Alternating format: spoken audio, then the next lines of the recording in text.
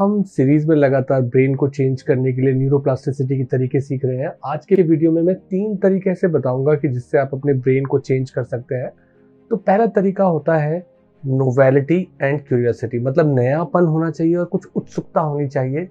क्योंकि उससे होगा क्या, कोई भी जब नई चीज़ होती है तो 2 ही पॉसिबिलिटी बड़ी दिखती है कि या तो आप डरोगे उस नएपन से कि ये नयापन हमारे लिए खराब, या आप एक्साइटेड होगे कुछ नयापन से, कुछ नया होने वाला है। अब इसको ब्रेन साइंस के वे में लेके चलते हैं। तो ब्रेन के अंदर जब भी कोई नई चीज़ आती है तो हमारे जो फ्रंटल लोब होती है या इसके साथ साथ इंसुलर लोब, इसका काम होना है डिटेक्ट करना क्या सही है क्या गलत है, क्योंकि यही इंटेलिजेंट पार्ट है हमारे ब्रेन का। मॉडर्न मैन के अंदर यही सबसे बड़ा हिस्सा होता है। और जो हम नई चीज़ करना चाहते हैं उसको अप्रूव करता है हमारे ब्रेन का हिप्पोकैम्पस एंड एमिगडाला। हिप्पोकैम्पस हमारा लर्निंग एरिया होता है जो हमें नई चीज़ों सीखने के लिए हमें प्रोत्साहित करता है। हम जितना सीखेंगे उतना हिप्पोकैम्पस का एरिया बड़ा होगा नई चीज़ को याद करने में, सीखने में।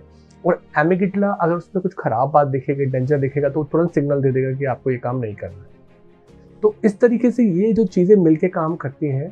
तो उदाहरण के तौर पे जब आप देखते हैं कि कोई नई थॉट आपके दिमाग में आ रही है, आपके फ्रंटल लोब ने देखा, कंपेयर किया और सोचा कि यार ये चीज़ तो कुछ मज़ेदार है, कुछ नया मज़ेदार होने वाला है, तो आपके ब्रेन में उस एक्साइटमेंट में डोपामिन का रिलीज होगा जो आपको एक्साइट करेगा, आपके अंदर मोटिवेशन को बढ़ाएगा।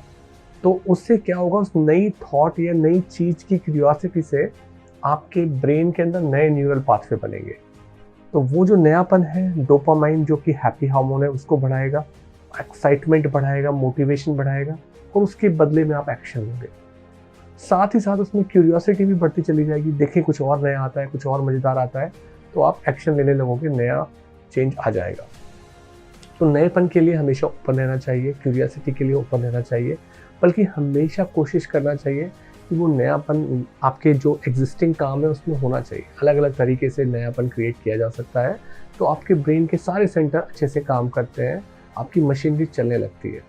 इसी से जुड़ा हुआ दूसरा पॉइंट है, वो है प्लेजर एंड पेन का।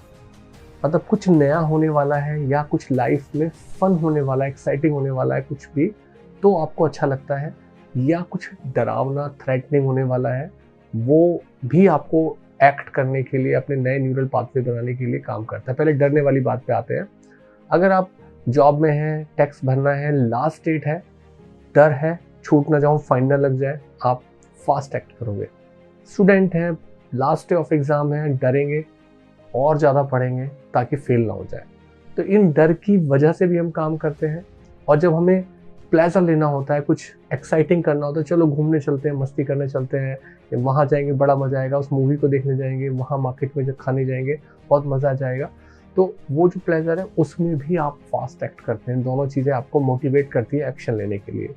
तो पहली बात थी नयापन कुछ हो, कुछ क्यूरियोसिटी हो या प्लेजर और पेन हो, इन सारी एक्टिविटी में आप काम करते हैं, तो इनको ढूंढना जरूरी है। तीसरी बात इससे बिल्कुल अलग है, वो है पर्पस। अगर आपके पास एक स्ट्रॉन्ग पर्पस होता है, जब भी हमारी लाइफ में ड्रीम्स और गोल्स होते हैं, तो वो अगर थकाने वाले, डराने वाले, मज़ा नहीं आ रहा है, तो आप एक्ट नहीं करोगे। बट जब वो आपको एक प्रॉमिस देते हैं कि कुछ आप ये काम इसलिए कर रहे हो, ये जो गोल्स इसलिए बना रहे हो कि आपकी लाइफ में कुछ अच्छा होने वाला है, तो उस सोच से ही आपके अंदर डोपामिन का मोटिवेशन आता है। तो डोपामिन जो होता है ब्रेन में एक हिस्सा होता है जिसे हम बोलते हैं न्यूक्लियस एकम्बन्स। वहाँ से वो ट्रैवल करता हुआ आपके जो एंशिएंट पार्ट ऑफ ब्रेन से decision making part frontal lobe की तरफ आ जाता है। यानी कि एंशिएंट ब्रेन से उस एक्साइटमेंट में पर्पस का जब मिलता है कि कुछ नया होने वाला है, और आप फ्रंटल लोब में आते हो, कहते हो कि यार ये बिल्कुल सही कह रहा है, ये चीज़ मुझे करनी चाहिए, ये मेरा वाई है और मुझे इस वाई को अचीव करना चाहिए, क्योंकि उस वाई के पीछे आप हो। जब आप अपने आप को देखते हो, आई को देखते हो, बाकी चीज़ें बाद में आती हैं। जब आप अपने आप को देखते हो कि जहाँ आपको मज़ा कुछ मिलने वाला है, कुछ अच्छा आपके साथ होने वाला है, आपकी फैमिली के लिए, आपके देश के लिए होने वाला है, जहाँ आप हो, यू आई कंपोनेंट हो, वहाँ पे आपका पर्पस बढ़ जाता है।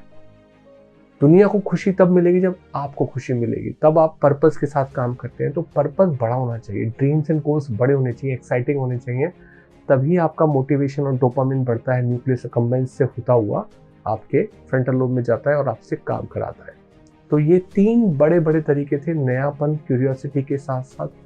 वो नयापन कैसा होना चाहिए, या तो वो आपको प्लेजर दिलाए या पेन का डर हो।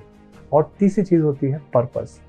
पर्पस के लिए बड़े गोल, बड़ी डिज़ायर, बड़े आशा, उन सब चीज़ों के साथ काम होता है। तो हम ब्रेन साइंस के इस जर्नी पे चलते रहेंगे। सी यू।